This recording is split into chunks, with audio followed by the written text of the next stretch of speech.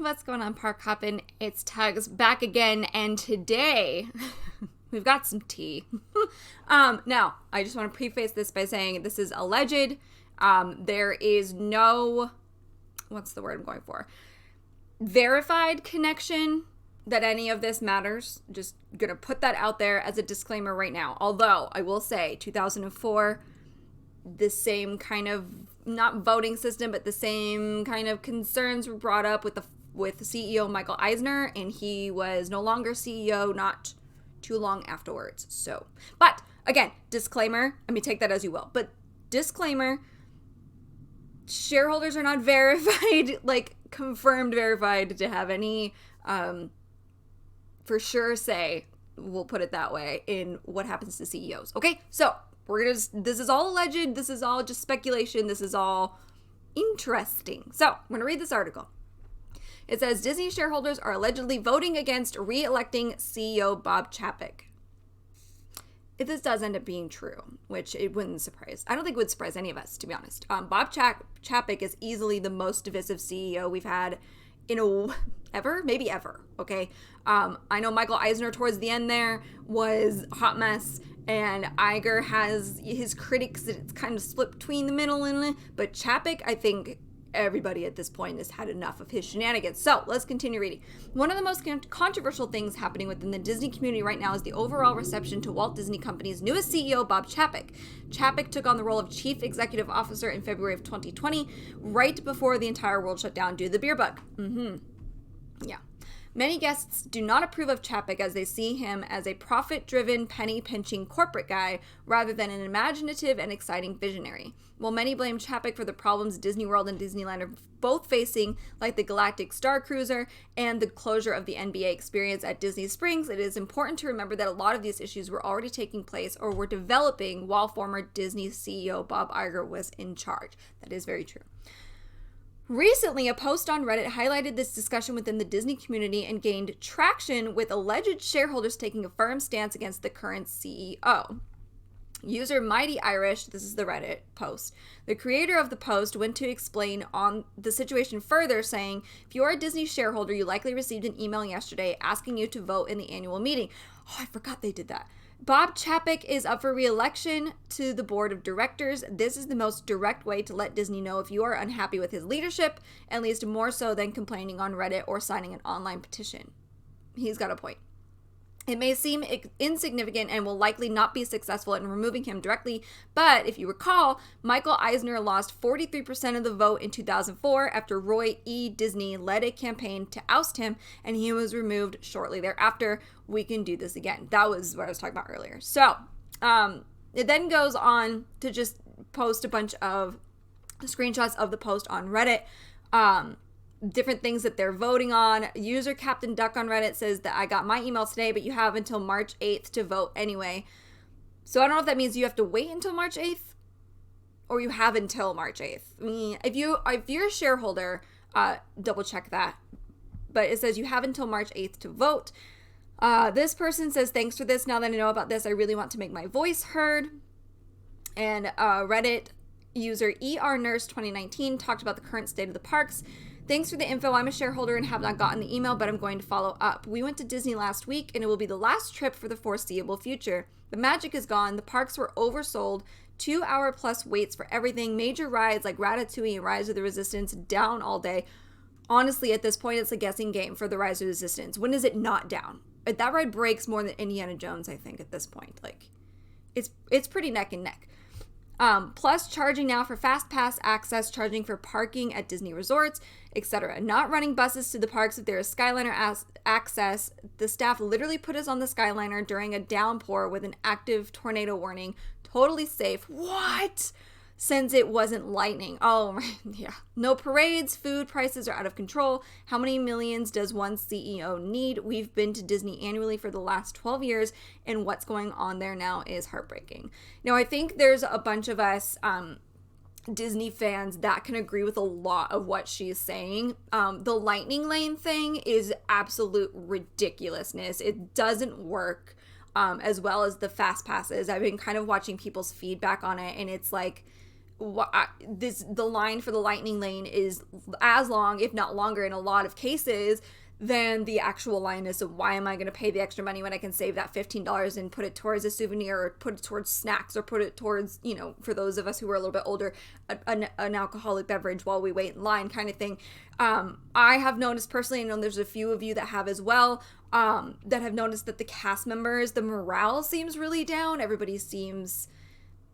the magic is gone. Like the Disney standard, the Disney difference was a thing back in the day. I remember when I worked for Disney in 2008, like it was, you are part of the show and you will perform this way and look this way and dress this way and act this way. And you represent us on and off the stage. And if we catch you being naughty outside of your work hours, depending on what it is, like you represent the company, so act accordingly. And now it just, and they had this magic to it. Like working for Disney was so exciting. Getting in my ears was one of the greatest things ever. And now I don't know if I would even want to. That the morale is so down, and I think it's a combination of all of the things that are going on in the world just weighing on people in general, but it's definitely not the Disney difference anymore. The rides are all over the place. Rise Resistance is, if it's working, it's a Christmas miracle. If it's not working, it's just like, oh, well, there we go again. And it just, $30 a day you have $30 a day for parking. You've got $30, if you want the Genie plus in order to ride the lines or to ride the rides at the front of the line. What is going on? It really does seem like Bob Chapek is focusing more on making that dollar, where instead of focusing on Walt's original vision, which is a place for everybody, families of all ages, everyone, to come and experience just being magical and immersive, and it's just, the resist rant could go on forever, but let's continue. Let's see. Reddit user taxidermy dentist. Interesting.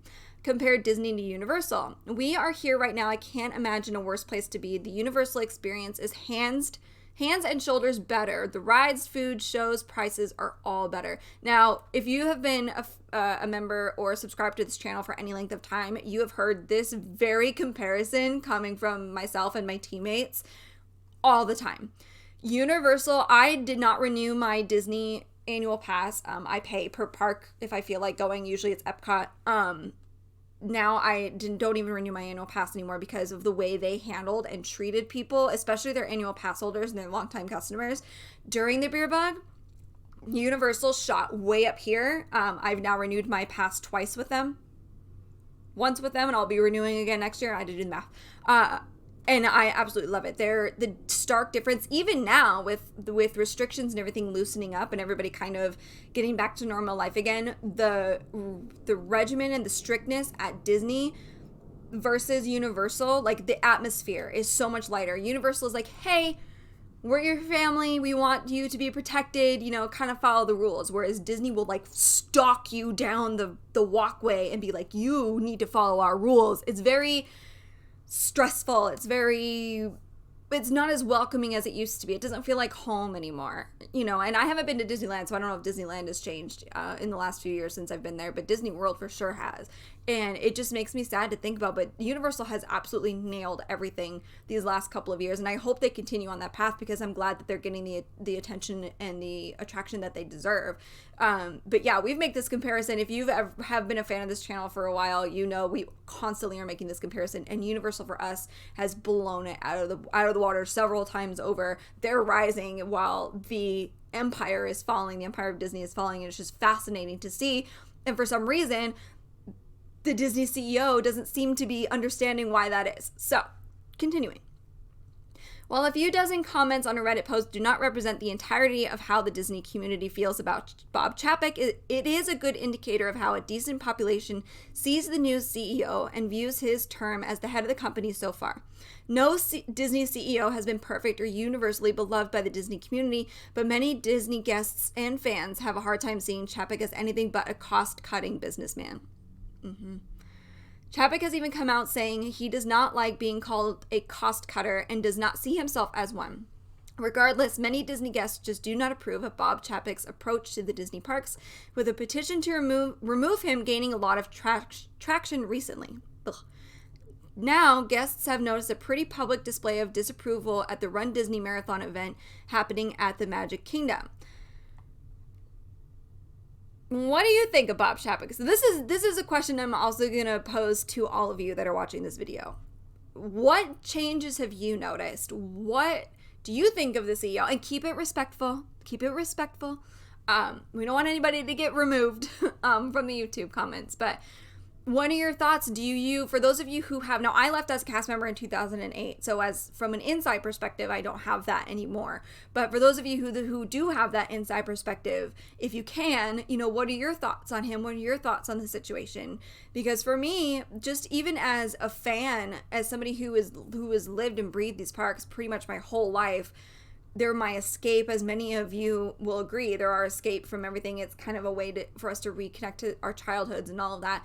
It's very sad and disappointing. It breaks my heart to see all these changes and to see what Walt wanted and what it's now turned into. And of course, there's always going to be a corporate aspect to it. That's the whole point, right? It's a business. But I think that there's a line, and Chapek doesn't walk the line. He has gone from maybe towing the line to completely falling off the one side towards corporate business, cost-cutting mogul.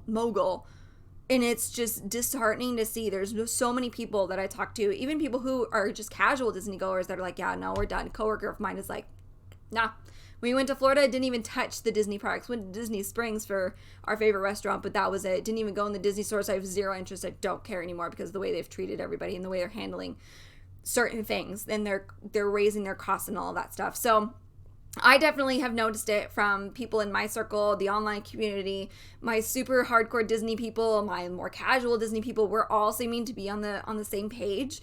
So let me know in the comments below what your thoughts are. If you're a shareholder, let us know if you got your email. Don't reveal any personal information or anything like that, obviously, but let us know if you got your email. I hope that all of you do, and you can make your voices heard. This is a really easy way to do that. It honestly does. It honestly, at the very least, gets seen, whereas like the online petitions, this person was right, the online petitions, the Reddit post, it's just another blah, blah, blah. Whereas the shareholders, Disney really does look at their opinions and look at their suggestions and kind of go, oh, why are we seeing this downtrend? What does this mean? Where is this going? Why is this going up but this is going down? Kind of thing, you know what I mean? So keep an eye out on your emails. Let us know in the comments below how you're feeling about everything, and we'll catch you guys later. Bye.